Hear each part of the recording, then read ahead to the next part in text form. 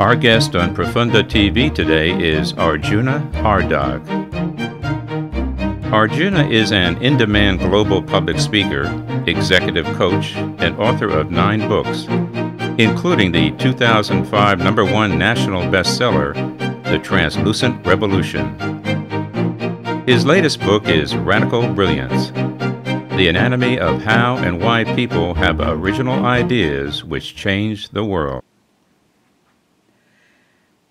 What is radical brilliance? Radical brilliance is a term for something which I think all of us recognize when it happens, and it's somewhat mysterious and difficult to completely define.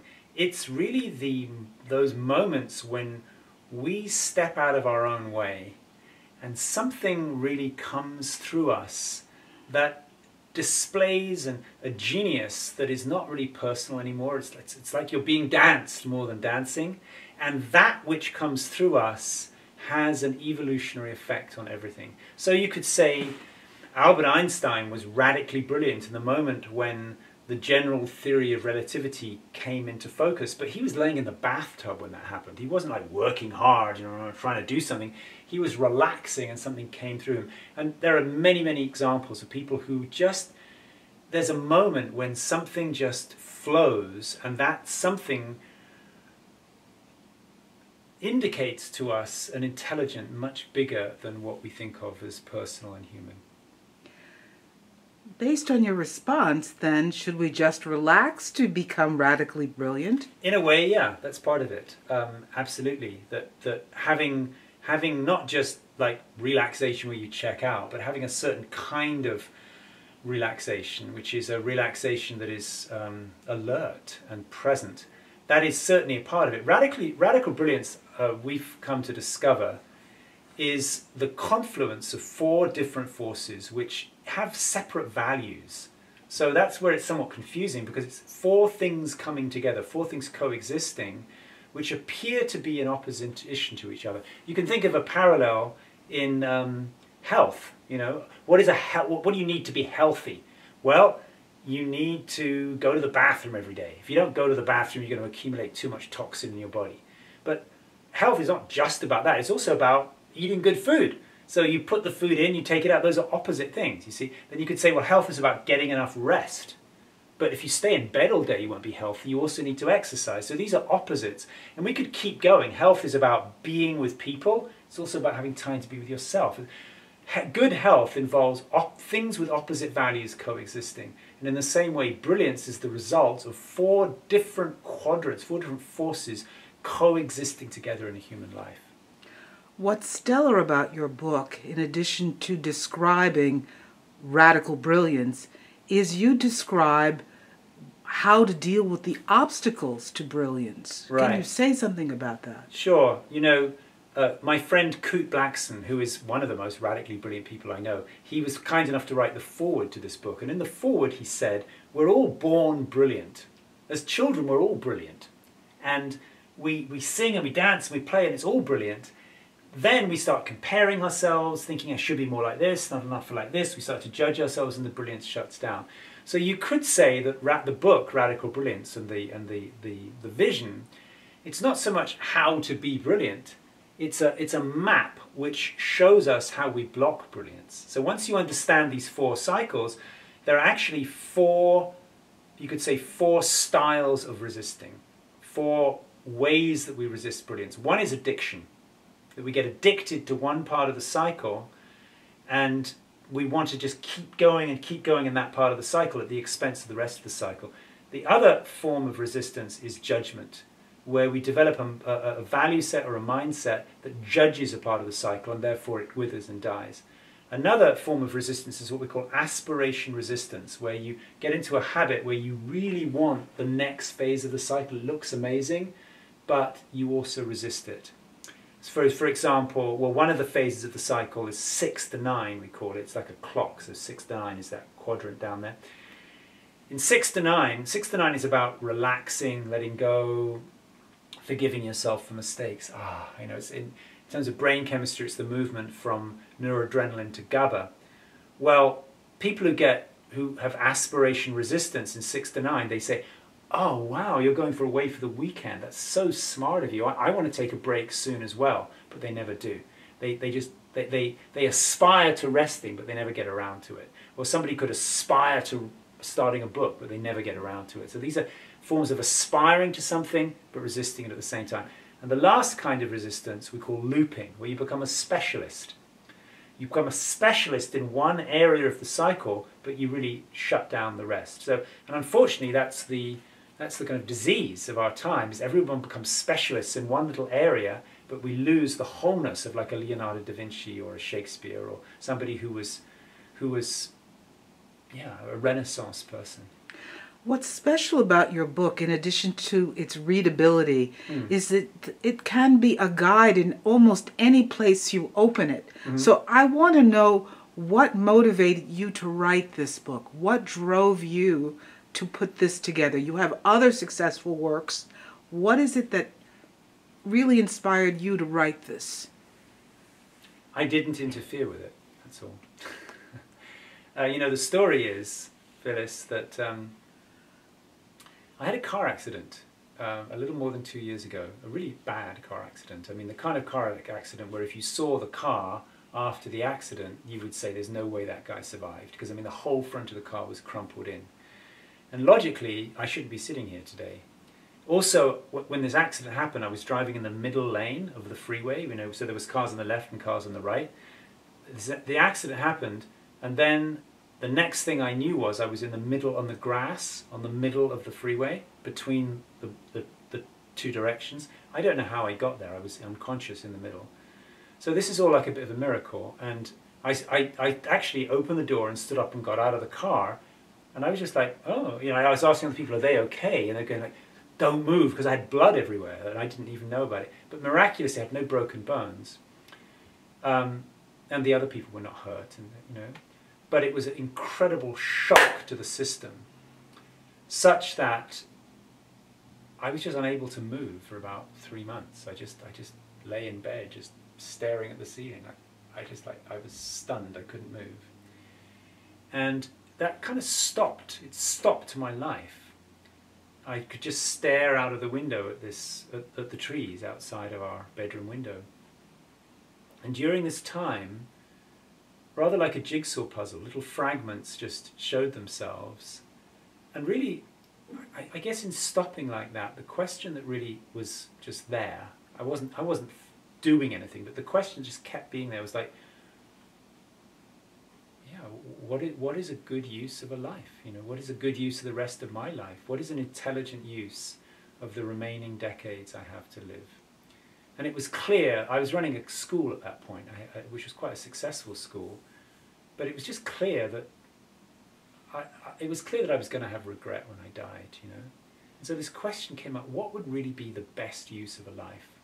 And in really contemplating that question, and just different people that came to my mind, slowly the jigsaw pieces came together of what constitutes a brilliant life. And so in asking, what inspired me, I was just rendered incapable of doing anything. I was like, just flat on the bed, and I just didn't have the energy to resist what was coming. I just eventually wrote it down, and that was it. Well, you say that was it, but in the book you talk about the fact that brilliance comes through and not everyone is paying attention to it. Yeah, that's right. So talk about that. I mean, how do you know which voice to listen to or which path to follow? Great. Well, in the last couple of years, for the first time in my life, I started to grow my own food. I've never done that before, but now we've actually got rows of stuff. We've actually got quite a full garden, enough that we can quite largely live off the food we grow. We get, vegetables. And my wife and I, we both grew up in cities, so we had not grown food before. So I got started, I made this little line with my finger, I sprinkled carrot seeds, cover them over, and then after 10 days, these little tiny green shoots come up. Wow, I was very excited. So I had spent every day in the garden, I'm going there, I'm kind of singing to the plants, you know, I'm like, come on, and I'm watering them, making sure they get sun, you know, but just very much focused on these babies. And my wife had not been so involved in this process. So after about 10 days, we got these little shoots. I said, come on out and see. So she came out to look at our budding vegetables. She said, oh, great. And she took a step backwards and put her foot squarely on the carrots, you see. And I screamed, like, ah, no, you know, like it was mass genocide. Like, ah. And of course, she was very apologetic. She didn't realize what she had done. And we managed to save them. But so the question would come, well, you know, why did that happen? Because she had not been spending as much time in the garden, so she didn't really, there was lots of things there, a lot of it was weeds. She didn't know the difference between the weeds and the carrots. Now I knew the difference between the weeds and the carrots because I'd been there every day. That's how it was just a matter of what we'd been focusing on. So in the same way, you could ask, you know, which voice do you listen to? Really what we're asking is, how do you know what's a weed and how do you know what's a carrot, okay? And this really leads to a central premise of radical brilliance, is that we really have two kinds of thought. One kind of thought is infinitely the most common kind of thought, which we call vertical thoughts. They kind of, horizontal thoughts. They bubble along on the surface, horizontal, you know. So if you think of it like the surface of a pond, it's one bubble just bumping into another bubble, you know, like that. And that's most of the thoughts we have. You hear something, you vaguely remember it, you repeat it. And that's what we do most of the time. We repeat stuff we've heard, we repeat songs we've heard, we regurgitate. Input goes to output, you know. We quote things, we quote people. But there is another kind of thought as well, which is not the result of a previously heard thought. There's another kind of thought which actually bubbles up from the depth. It bubbles to the surface from the depth. And that, we could say, is a brilliant thought. It starts in emptiness. It starts in silence and emptiness and stillness. There's nothing there. And then out of nothing, with nothing as a precedent to it, bubbles up a tiny impulse. And if you can learn to pay attention to that and to feed it with attention, it grows, it becomes more pronounced, and then it becomes music, or it becomes words, or it becomes an idea, or it becomes a social innovation. It becomes something new. And then if you can capture it without distorting it through should and shouldn't, it becomes brilliance. So that's a certain kind of technology and consciousness which we've now encapsulated in this understanding of radical brilliance. So the key is to be able to differentiate between a thought which is just that the mind can't stop, and that's just one thing precipitates another, and actually a shoot of brilliance coming out of nothing, coming out of nowhere.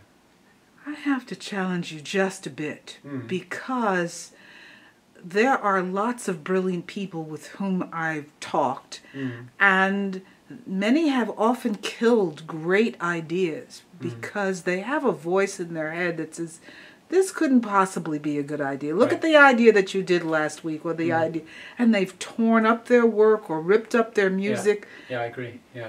So what's happening there? Yeah. So that's good. That's another. So that's actually a way that things get blocked. So what I described is these shoots arising. In our cycle, we call that 12 to 3. Maybe I can explain the cycle in a moment, but there's like a clock with 12, 3, 6, and 9. So 12 to 3 is where these impulses come. And absolutely you're right in what you say. They get blocked by latent beliefs held in consciousness, latent points of view. So one would be, no one's going to listen to me. It's all been done before. I'm not good enough. Who am I? I'm nobody. These are all latent beliefs. So that these shoots, it's like a shoot coming and then it hits concrete or something. It's like it's like a shoot in the ground a piece of grass that tries to get to the surface, but it hits something. So it's part of radical brilliance is being able to recognize these latent beliefs and to let them go. Can you speak more personally about that? Do you have any of these thoughts that come up, or when you were laying there, did you have any of those doubt thoughts? Yeah, we all do. We all do. It's part of the collective. And we all have very similar doubt thoughts. We think they're personal. When we think I'm not good enough, we think that's a very personal feeling. actually everybody thinks they're not good enough. Everybody thinks no one will listen to them. Everyone thinks, you know, we all have these latent thoughts. It's part of the collective. And really the key is, you could say 99% of the work is just awareness, just recognizing, oh, that is just that's just an automatic pattern, and it doesn't really, I don't have to be limited by it. I love how you say that it's so easily. You've devoted your life to this understanding, and it is perhaps easy once you get it. But in your book, you talk about practices, and when you say awareness, not everybody's aware. No. Can you talk a little bit about your the practices that you describe, Sure. and why? Sure. Well, first thing, you know, I would say if you listening to this, whoever's listening to this or watching this, if you feel like there is brilliant impulses trying to emerge through you, if you feel somehow that you can be a vehicle for the evolution of humanity, actually the most important step that I believe you can take is to get coached or get mentored. It's just, that makes all the difference in the world, to be in relationship with someone who can hold space for you and encourage you and help you to question what is really a healthy, valid conclusion and what is just the sabotaging mechanisms of the mind. So even before practice, having someone to help you determine practice is even more important. Now in terms of practice, you know, what I mean by a practice is any state-changing activity which is done consciously. So exercise in that sense is a practice because it changes your state. Meditation is a practice because it calms and opens your mind. Sex is a practice because it changes your state. Now, that's a good example. You could have sex for pleasure, you could have sex to make babies, or you could have sex to become more brilliant. You could use almost anything as a practice. Oh, you're going to get a lot of viewers with that statement. What do you mean you can have sex to be more brilliant? Well, how graphic can I be on your video? You can be. Okay, so just about any activity, honestly, I mean, the things you eat, the supplements you take, the time you go to bed, the time you wake up, everything in your life can become a vehicle for brilliance, or it can become something that blocks brilliance. So let's take sex as an example, you see. So you could have sex simply because you feel horny and you want to kind of dissipate that built-up energy in the genitals.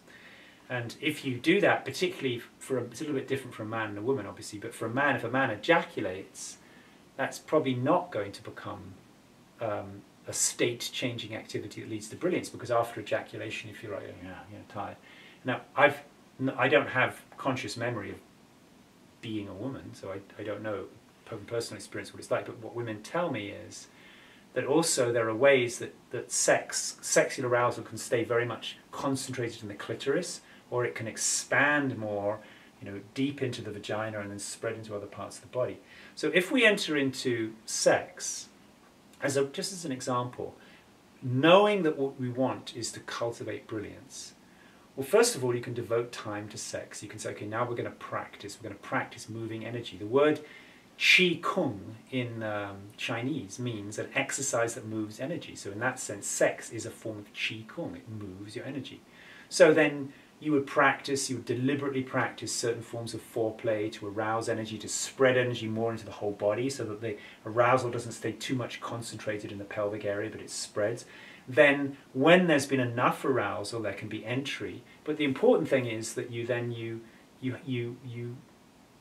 have less kind of strong thrusting and more of a kind of plateau state of arousal. But the important thing is then you let that build up, particularly for the man, that it doesn't lead to ejaculation. It could lead to more of a kind of full-bodied, energetic sort of movement through the body, which you could call a kind of orgasm, but it doesn't lead to ejaculation. So what does that mean? At the end of the sexual practice, the man pulls out, he's still erect, takes a shower, his erection goes down, and then he can go to his place of being brilliant and write a brilliant write a brilliant chapter of a book or make incredible music, because all of his energy is aroused and flowing.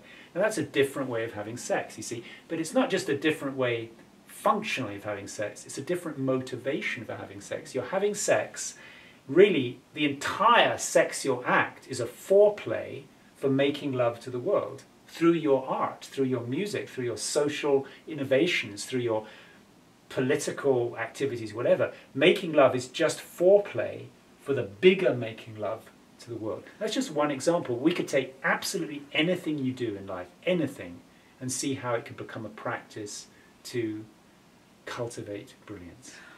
Okay, I'm curious about you though, because again, if you read about Gauguin or Van Gogh or the great writers, I met and interviewed Joseph Heller, there's a level of craziness that seems to accompany brilliance.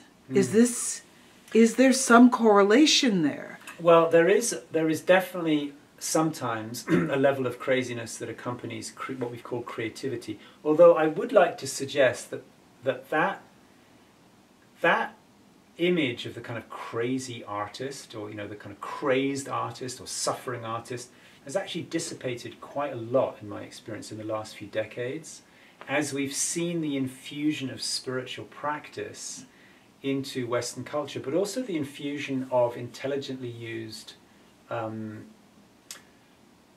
consciousness-changing substances like LSD or psilocybin or so on. So these are two things: meditation and spiritual practice that changes your state, but also the intelligent use of certain substances as well, means that people can open to very expansive states of consciousness, but without that kind of grinding horror that often used to accomplish it. It used to be that being very creative was at the expense of the whole person, but that's not so much true anymore. So you can see, for example, a contemporary artist like Alex Gray, who's very much celebrated for his, slightly psychedelic art. He's not a suffering person, he's a very happy person.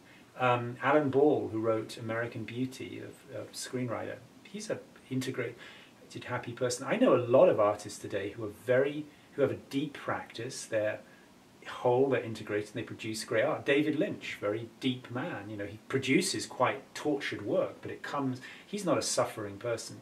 So I think we need to upgrade our image of the artist a little bit in the light of that.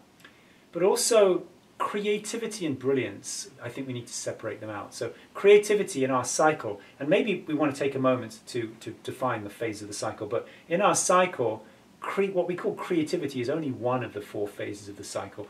Brilliance is not only about being creative. It's about being creative in a certain way that accelerates the evolution of humanity.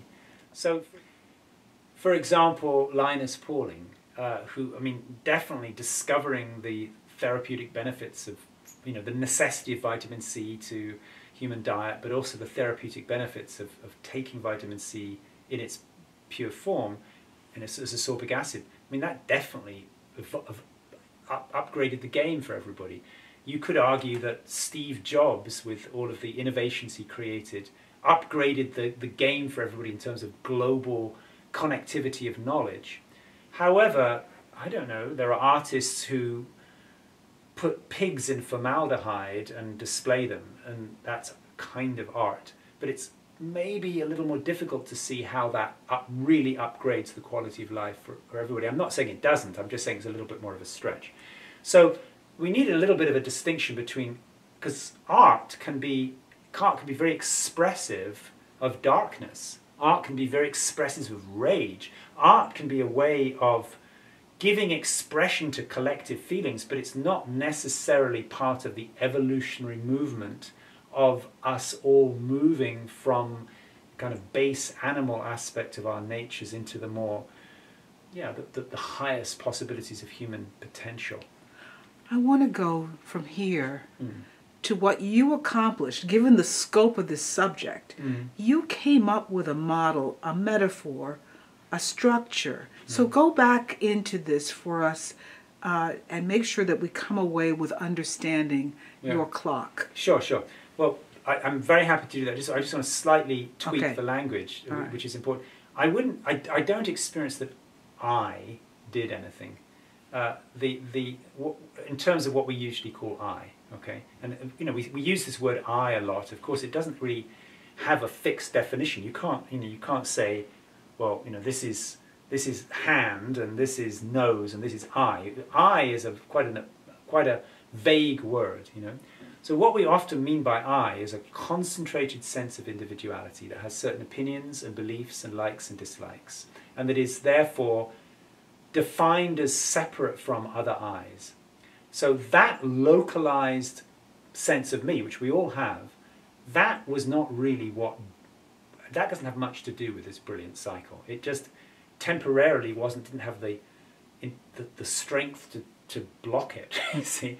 So actually it would be more true to say that this brilliant cycle kind of emerged or came through a little gap in the story of the I, because the I was rendered dysfunctional for a little while so that this cycle could reveal itself. And that's true for a lot of important things that happen where somebody has something to offer. It's more like they step aside and something comes through. Mm. So that's just one important distinction. In terms of the cycle itself, you can think of it like a clock. So at 12 o'clock at the top, you've got what we could call awakening. Those are moments of transcendence, moments when you have realization of the infinite nature of consciousness. There's no time, there's no sense of a separate me.